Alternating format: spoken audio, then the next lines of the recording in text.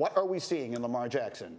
Lamar Jackson is disrespectful, right? to a league where you're supposed to respect the veterans and understand the type of talent you're playing against. He does not. When he gets outside of Michael Brockers and he's looking downfield and he points backwards to him, you know why he's pointing to him? He's saying, you have no shot. Stop running. Let's not pull a hamstring. You got the rest of the season to play. And I'm going to throw this ball sidearm to the sideline of the ball, because that's how good this dude is. All of these dudes are homecoming kings. I said it yesterday. All of these guys were the best at their school, the best at their university. They've been the best athlete on the field since they were children, but they're not anymore. And you can scheme it up right, and you can do the right things, and you can have your best athlete one-on-one with Lamar Jackson, and he's going to get burnt. He's going to be scared when you draw it up and you say, hey, you know what? This week, RC, we're going to have you spy Lamar Jackson. I'm going to say, you know what? Let me do something else. I don't want to be the dude that they circle and say, right here, Ryan Clark has the spy on Lamar Jackson.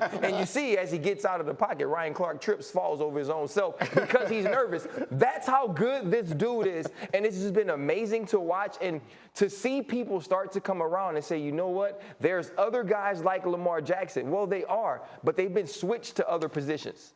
That's the reality of it. Going back to the beginning of the game, those guys have been switched to other positions, which makes me wonder, is he going to be the one who changes everything? Are we going to look back someday and say Lamar Jackson changed the game of football? Because starting now, they will give the ball to the best athlete on the field when they're 12 years old. You know what? I think that's always been the way things have been on the bottom, right? Usually things trickle down from the top, but on the bottom, it's been the best athlete gets the ball. But a lot of times people don't have the wherewithal or the confidence to say, I can see putting something around him to make this work, and the Baltimore Ravens have. By the way, in this game against San Francisco this weekend, there are two coaches that we will be keeping a very close eye on. And if yours is a team that might be looking for a coach this offseason, sneaky important to watch that. Yeah, Greg Roman, the offensive coordinator in Baltimore. You know, it's going to take a gutsy NFL coach to buck old trends and do this. And Baltimore has done it.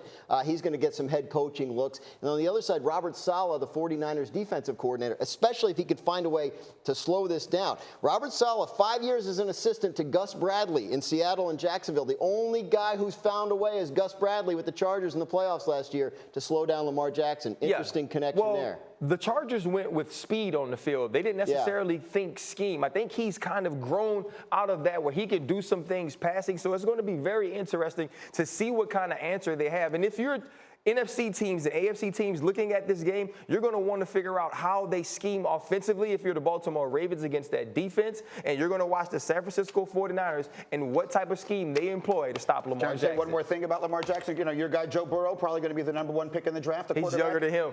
Lamar Jackson is younger than Joe Burrow.